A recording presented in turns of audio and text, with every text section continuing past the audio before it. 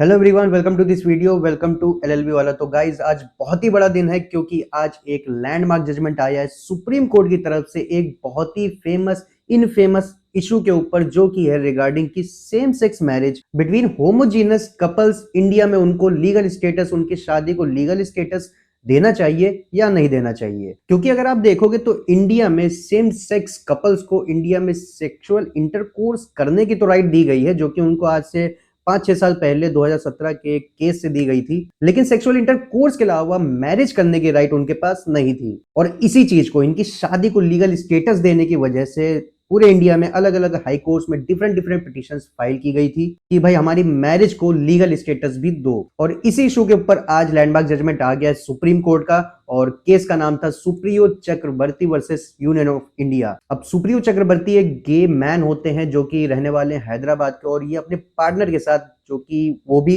एक गे मैन थे, वो 10 साल से आपस में पार्टनरशिप में थे, रिलेशनशिप में थे। और जब इनकी रिलेशनशिप की 9th एनिवर्सरी आई, तब इन्होंने सोचा कि भाई हमारी ये जो रिलेशनशिप है इसको शादी में क्यों नहीं कन्वर्ट कर दिया जाए। और जब ये लोग शादी आपस में कर लेते हैं तब इनको रियलाइज होता है कि इन्होंने शादी तो कर ली, लेकिन इनको शादी से अराइजिंग जो मैरिटल बेनिफिट्स मिलते हैं वो इनको नहीं मिल पा रहे हैं। तो ये चीज कहीं ना कहीं इनको बहुत ही ज्यादा खटकी। इनके अलावा और भी गे कपल्स हैं, उनको भी वो चीजें खटक रही थी। तो इसलिए पूरे इंडिया भर से अलग अलग पेटिशंस सुप्रीम कोर्ट में की गई थी, हाई कोर्ट्स में भी की गई थी, जिसको बाद में क्लब कर दिया गया और केस का नाम रखा गया Supriyo Chakraborty and others versus Union of India. और इसी केस में आज जजमेंट आया है। इस केस में अपोजिट पार्टी है यूनियन ऑफ इंडिया, मतलब सेंट्रल गवर्नमेंट, और सेंट्रल गवर्नमेंट इस पिटीशन को अपोज कर रही है। अब सेंट्रल गवर्नमेंट का कहना है कि ये जितने भी सेम सेक्स कपल्स हैं जो आपस में एक दूसरे के पार्टनर्स हैं, साथ में सेक्सुअल रिलेशनशिप में भी हैं, तो सेंट्रल गवर्नमेंट के हिसाब से इनका relationship is not comparable to the Indian family unit का कॉन्सेप्ट, जहां पे एक इंडियन फैमिली यूनिट के कॉन्सेप्ट में एक बायोलॉजिकल मैन एंड एक बायोलॉजिकल वुमेन इन्वॉल्व होती है।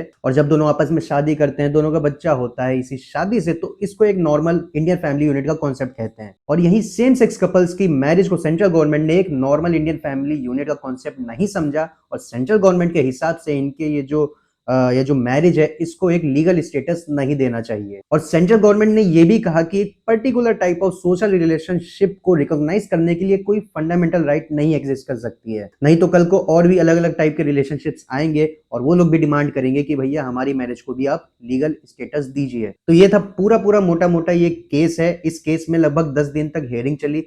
11 मई को इसमें जजमेंट रिजर्व कर लिया था सुप्रीम कोर्ट ने, और आज ऑन 17 अक्टूबर सुप्रीम कोर्ट ने अपना जजमेंट दे दिया है। इस केस को सुनने के लिए 5 जज की कॉन्स्टिट्यूशन बेंच बैठी थी, जिसको हेड किया था अभी हमारे present CGI chief justice of India DY Chandrachud ji. इसमें अदर 4 जजेस थे, justice S Ravindra Bhat, justice PS Narasimha Rao, justice Hima Kohli and justice Sanjay Kishan Kaul. और इस कॉन्स्टिट्यूशन बेंच ने 3:2 की मेजोरिटी से अपना जजमेंट पास किया, अपना वर्डिक्ट पास किया है, जहां पे 3 मेजॉरिटी ओपिनियन है और 2 माइनॉरिटी ओपिनियन है। तो चलिए अब चलते हैं, जानते हैं जजमेंट के बारे में कि आज सुप्रीम कोर्ट ने क्या जजमेंट दिया है इस इशू के ऊपर कि सेम सेक्स कपल्स जो हैं वो जो आपस में अपना मैरिज करना चाहते हैं उसको लीगल स्टेटस देना चाहिए या नहीं देना चाहिए। तो गाइस जजमेंट ये है कि सुप्रीम कोर्ट ने साफ साफ मना कर दिया है सेम सेक्स कपल्स को राइट टू मैरिज या right to enter into civil unions, ये दोनों ही राइट डिक्लाइन कर दी है। और सुप्रीम कोर्ट ने इसके पीछे रीजनिंग ये दी है कि जो हमारे एग्जिस्टिंग लॉज है वो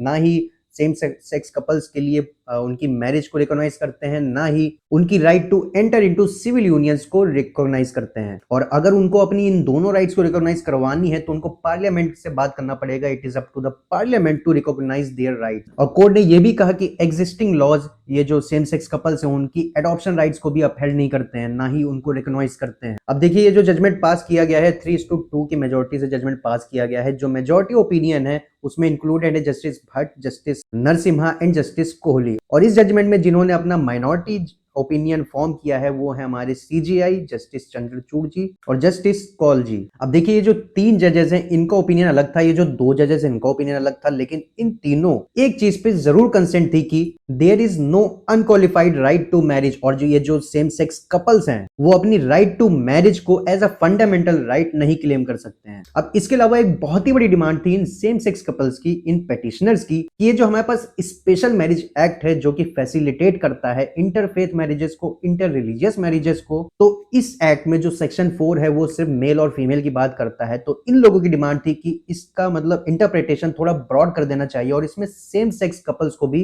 इंक्लूड कर देना चाहिए। तो ये चीज सुप्रीम कोर्ट ने करने से मना कर दिया और जो हमारे chief justice of India Chandrachud ji हैं, उन्होंने इसके ऊपर दो पर्सपेक्टिव दिया। पहला पर्सपेक्टिव ये है कि इस पर्टिकुलर सेक्शन को बिल्कुल कंप्लीटली हटा दिया जाए। तो इसका कॉन्सिक्वेंस उन्होंने ये बताया कि अगर सुप्रीम कोर्ट इस पर्टिकुलर सेक्शन को हटा देता है ताकि सेम सेक्स कपल्स को इस एक्ट में फायदा मिल जाए, तो इससे हमारे इंडिपेंडेंस के पहले जो इंडियन सोसाइटी का हाल था, इंडियन सोसाइटी का जो अभी हाल है, वो हाल वैसा ही हो जाएगा। और दूसरा पर्सपेक्टिव ये है कि इस सेक्शन को थोड़ा अमेंड कर दिया जाए, थोड़ा एडिट कर दिया जाए, जिससे ये सेम सेक्स कपल्स भी उसमें इंक्लूडेड हो जाए।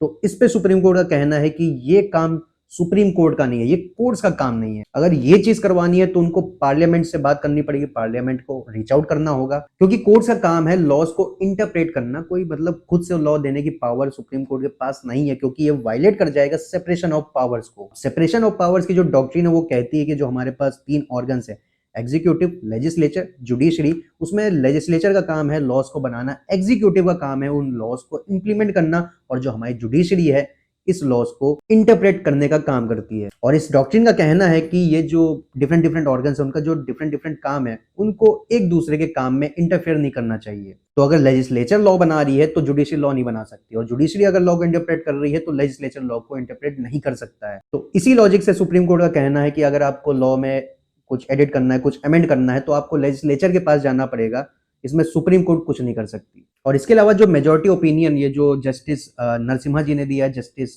भट्ट एंड जस्टिस कोहली जी ने दिया है, उन्होंने कहा है कि लॉ के अंडर अभी सिविल यूनियंस को रिकॉग्नाइज नहीं किया जा रहा है और इन सेम सेक्स कपल्स को एग्जिस्टिंग लॉज के अंडर कोई राइट नहीं है टू एडॉप्ट चिल्ड्रन। लेकिन इसी से बिल्कुल विपरीत ओपिनियन दिया है हमारे माइनॉरिटी जजेस ने, जो कि हैं चंद्रचूड़ जी और जस्टिस कौल जी। उनका कहना है कि सेम सेक्स कपल्स को मतलब अलाउ करना चाहिए कि वो सिविल यूनियंस में एंटर कर सके और उनको राइट टू अडॉप्ट चिल्ड्रन भी देना चाहिए। लेकिन अनफॉर्चुनेटली उनका ओपिनियन माइनॉरिटी में है। और ये जो माइनॉरिटी बेंच है उसका ये भी कहना था कि जो हमारे पास एग्जिस्टिंग एडॉप्शन रूल्स हैं, जिसको कारा नाम से जाना जाता है, सेंट्रल एडॉप्शन रिसोर्स अथॉरिटी, अब ये जो रूल्स हैं ये मतलब एडॉप्शन राइट्स देते हैं टू दोज कपल्स जो कि अनमैरिड हैं और वो जो हेट्रोसेक्सुअल हैं। लेकिन ऑन द सेम फुटिंग जो अनमैरिड होमोसेक्सुअल कपल है, उनको एडॉप्शन की राइट्स नहीं दी गई है इन रेगुलेशंस के अंडर। तो इस माइनॉरिटी बेंच के हिसाब से उन गाइडलाइंस को, उन रेगुलेशंस को स्टक डाउन कर देना चाहिए, बट क्योंकि ये एक माइनॉरिटी ओपिनियन है तो ये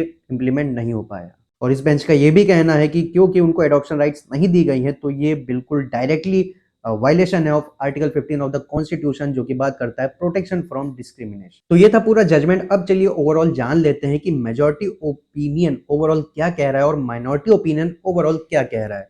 तो पहले स्टार्ट करते हैं मेजॉरिटी ओपिनियन से, जो कि ऑपरेटिव पार्ट है इस जजमेंट का। पहली चीज है कि there is no unqualified right to marriage, मतलब वो फंडामेंटल राइट नहीं है। इसके बाद जो नेक्स्ट बात है वो है रिगार्डिंग सिविल यूनियंस। अगर कोई भी कपल है, अगर वो सिविल यूनियन में एंटर कर रहा है, अगर एग्जिस्टिंग लॉज उस यूनियन, सिविल यूनियन को अगर रिकॉग्नाइज कर रहे हैं, तभी उसको लीगल स्टेटस दिया जाएगा, नहीं तो उसको एक लीगल सिविल यूनियन नहीं माना जाएगा। और इसमें कोर्ट कुछ नहीं कर सकते हैं to give it a regulatory framework. अब इसके अलावा जो क्वेयर पर्सन्स है वो आपस में एक दूसरे से प्यार कर सकते हैं, यूनियन क्रिएट कर सकते हैं, लेकिन इस यूनियन में आने के बाद वो कोई भी राइट्स को क्लेम नहीं कर सकते, एनफोर्स नहीं कर सकते, क्योंकि वो रिकॉग्नाइज नहीं है अंडर एग्जिस्टिंग लॉज। हालांकि उनके ऊपर कोई रोक टोक नहीं है इस यूनियन में आने के लिए, अपने प्यार को मतलब बढ़ाने के लिए। मतलब इसका इनडायरेक्ट मतलब ये भी निकलता है कि क्वेयर पर्सन्स के पास राइट है to choose their own partner. अपनी मर्जी से वो कोई भी पार्टनर चूज कर सकते हैं, उसके साथ रह सकते हैं, और इस चीज से रिगार्डिंग उनके साथ कोई भी हरासमेंट नहीं होना चाहिए। और इसके अलावा जो एडॉप्शन से रिगार्डिंग मैंने आपको बात बताई, तो एडॉप्शन अभी अंडर एग्जिस्टिंग लॉज को नहीं रिकॉग्नाइज किया जाता है, तो इसलिए अभी भी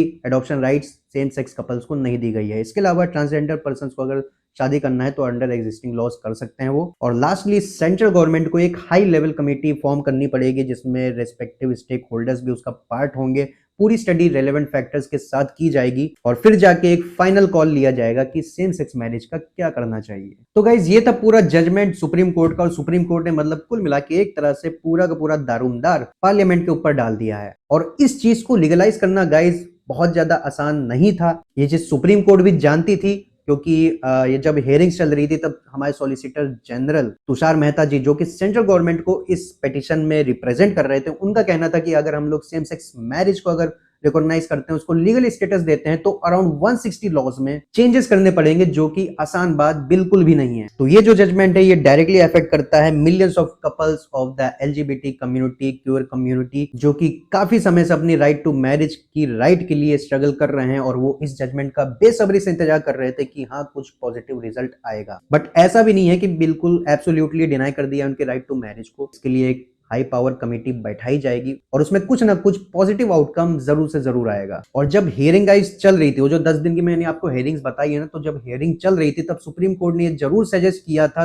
पिटिशनर्स को कि आप सेंट्रल गवर्नमेंट के साथ एक हाई लेवल कमेटी बनाइए, उनके साथ बैठिए, एक सोल्यूशन के ऊपर वर्क करिए और एक बीच का रास्ता निकालिए, तो इसमें किसी का नुकसान नहीं होगा। और सेंट्रल गवर्नमेंट, यूनियन गवर्नमेंट भी इस बात पर राजी हो गई थी कि हाँ भैया एक हाई लेवल कमेटी बनाई जाएगी जिसको हेड करेंगे हमारे कैबिनेट सेक्रेटरी जी, और कुछ ना कुछ इस इशू के ऊपर एक बेसिक सोल्यूशन निकाला जाएगा और सेम सेक्स कपल्स जो हैं उनको कुछ ना कुछ सोशल बेनिफिट जरूर दिया जाए। तो ये सारी चीजें हैं गाइज। आई होप आपको वीडियो पसंद आई होगी। वीडियो अगर पसंद आई तो वीडियो को लाइक कर दीजिएगा।